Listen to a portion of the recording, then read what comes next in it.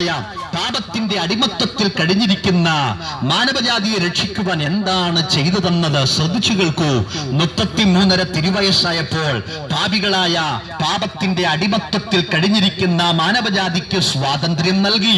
നിത്യരക്ഷ കരഗതമാക്കേണ്ടതിന്, നിത്യരക്ഷ ഔദാര്യമായി നൽകേണ്ടതിന് യേശു ക്രിസ്തു കാൽവറി ക്രൂശിൽ പരമയാഗമായി തീർന്നു. നോക്കൂ, അതിശൈത്യമുള്ള ഒരു രാത്രിയിൽ മാറി മാറി കോടതികളിൽ വിസ്തരിച്ചിട്ടും ഒരു തെറ്റുപോലും ചെയ്തിട്ടില്ലെന്നുള്ള റോമൻ നിയമത്തിന്റെ മുൻപാകെ കർത്താവായ യേശു ക്രിസ്തു രോമം കത്തിരിക്കുന്നവരുടെ മുൻപാകെ മിണ്ടാതെയിരിക്കുന്ന കുഞ്ഞാടിനെ പോലെ തന്നെത്താൻ ഏൽപ്പിച്ചു കൊടുത്തു.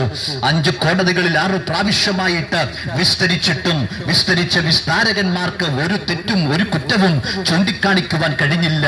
ഏറ്റവും ഒടുവിലായി വിസ്തരിച്ചതായ പീലാത്തോസും ഉറക്കെ പ്രഖ്യാപിച്ചു, ഞാൻ ഇവനിൽ 2 പ്രാവശ്യം ഇവനെ വിസ്തരിച്ചു, പക്ഷേ ഇവനിൽ ഒരു കുറ്റവും തെറ്റും ഒരു പാപവും എനിക്ക് കാണുവാൻ കഴിഞ്ഞില്ല. സ്നേഹിത, യേശു ക്രിസ്തു പാപമറിയാത്തവൻ. ഒരു ദിവസം ഉറക്കത്തിൽ കിടന്ന നിമിഷം പീലാത്തോസിന്റെ ഭാര്യയ്ക്ക് സ്വപ്നത്തിലൂടെ യേശു ആരാണെന്നുള്ള യാഥാർത്ഥ്യം വെളിപ്പെടുത്തി കൊടുത്ത സർവശക്തനായ ദൈവത്തിന്റെ ആ സാന്നിധ്യം തിരിച്ചറിഞ്ഞ പീലാത്തോസിന്റെ ഭാര്യ ചാടി എഴുന്നേറ്റ് തന്റെ അടുക്കിലേക്ക്, തന്റെ യജമാനനാകുന്ന, തന്റെ പ്രിയപ്പെട്ടവനാകുന്ന പീലാത്തോസിന്റെ അടുക്കിലേക്ക് ആളെ അയച്ചു വിട്ടിട്ട് ആ മനുഷ്യൻ മുഖാന്തരം പീലാത്തോസിന്റെ ഭാര്യയ്ക്ക് യേശു ആരാണെന്നുള്ള യാഥാർത്ഥ്യം വെളിപ്പെട്ട് കിട്ടിയിട്ട് അദ്ദേഹം പറഞ്ഞത് ഇങ്ങനെയാണ്, അതേ യജമാനനെ, നിങ്ങൾ ആ നീതിമാനായ മനുഷ്യന്റെ കാര്യത്തിൽ ഇടപെടരുത്. എന്നെ കേൾക്കുന്ന പ്രിയമുള്ളവരെ, യേശു പാപമറിയാത്തവൻ.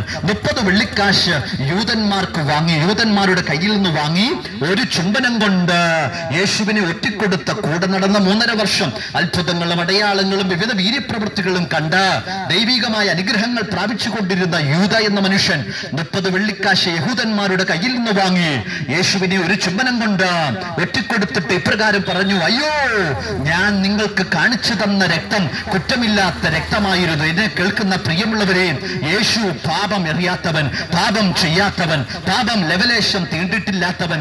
എന്തിനേറെ പറയണം, നൂറ്റാണ്ടുകൾക്ക് മുമ്പ് യേശു കർത്താവ് മാനവജാതിയോട് ഉറക്കെ വെല്ലുവിളിച്ച് ചോദിച്ച ഒരു ചോദ്യത്തിന് ഇന്നുവരെ ആർക്കും ഉത്തരം കണ്ടെത്തുവാൻ കഴിഞ്ഞിട്ടില്ല. എന്താ? യേശു മാനവവർഗത്തോട് ചങ്കൂറ്റത്തോടെ ചോദിച്ച ചോദ്യം എന്തായിരുന്നു?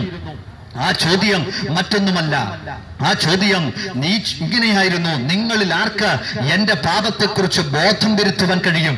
ലോകം ഇത്രയും ശാസ്ത്രത്തിന്റെ പുരോഗമനത്തിൽ എത്തിയെങ്കിലും, കമ്പ്യൂട്ടർ യുഗത്തിൽ എത്തിയെങ്കിലും, ഇന്നുവരെ നൂറ്റാണ്ടുകൾക്ക് മുമ്പ് മാനവവർഗത്തിന്റെ രക്ഷകനായി ഭൂമിയിൽ അവതരിച്ച യേശു കർത്താവ് ചോദിച്ച ചോദ്യത്തിന് ഉത്തരം നൽകുവാൻ ഇന്നുവരെ ഒരു സിദ്ധാന്തകന്മാർക്കും ഒരിസങ്ങൾക്കും മറുപടി പറയുവാൻ കഴിഞ്ഞിട്ടില്ല. എന്നെ കേൾക്കുന്ന പ്രിയമുള്ളവരെ, യേശു പാപമറിയാത്തവൻ, പാപം ചെയ്യാത്തവൻ, പാപം തീണ്ടിട്ടില്ലാത്തവൻ. എന്നാൽ പാപികളായ പാപത്തിന്റെ അടിമത്തത്തിൽ കഴിഞ്ഞിരിക്കുന്ന, പാപത്തിന്റെ ബന്ധനത്തിൽ കഴിഞ്ഞിരിക്കുന്ന, നിത്യസ്വാതന്ത്ര്യം പ്രാപിക്കുവാൻ കഴിയാതെ മതങ്ങൾ പഠിപ്പിച്ചു വിട്ട മാമൂലുകൾ പത്യം തെറ്റിക്കാതെ കഴിച്ചിട്ടും, നേർച്ചകൾ അർപ്പിച്ചിട്ടും, കാഴ്ചകൾ അർപ്പിച്ചിട്ടും, തീർത്ഥാടനങ്ങൾക്ക് പോയിട്ടും, സൽക്കർമ്മങ്ങൾ ചെയ്തു കൂട്ടിയിട്ടും, നീതിപ്രവൃത്തികൾ ചെയ്തു കൂട്ടിയിട്ടും ഇതുവരെയും സ്വാതന്ത്ര്യം പൂർണ്ണമായി പ്രാപിക്കുവാൻ കഴിഞ്ഞിട്ടില്ല എന്നുള്ള തേങ്ങലോടെ നിൽക്കുന്ന സ്നേഹിത, നിന്നെ രക്ഷിക്കുവാൻ ഉലകത്തിൽ അവതരിച്ച ഏക ദൈവപുത്രൻ, ദൈവമാണ് ഞങ്ങൾ ഉയർത്തുന്ന നസ്രനായ യേശു ക്രിസ്തു.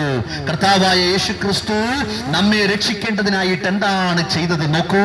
അതേ, ആരവാരം അധികമാകുന്നതല്ലാതെ ഒന്നും സാധിക്കുന്നില്ല എന്ന് കണ്ടപ്പോൾ പീലാത്തോസ് വെള്ളമെടുത്ത് പുരുഷാരം കാണെ കൈ കഴുകിക്കൊണ്ട് ഇപ്രകാരം പ്രഖ്യാപിച്ചു, ഈ നീതിമാന്റെ രക്തത്തിൽ എനിക്ക് കുറ്റമില്ല, നിങ്ങൾ നിങ്ങൾ നിങ്ങൾ നോക്കിക്കൊള്ളുവെന്ന് പറഞ്ഞ വെള്ളമെടുത്ത് പുരുഷാരം കാണെ കൈ കഴുകിക്കൊണ്ട് യേശുവിനെ ചമ്മട്ടി കൊണ്ടടിക്കേണ്ടതിനായിട്ടും ബറബാസ് എന്ന കൊലപാതകനെ സ്വതന്ത്രനായി വിട്ടയക്കുവാനും കൽപ്പിക്കുവാനിടയായി തീർന്നു.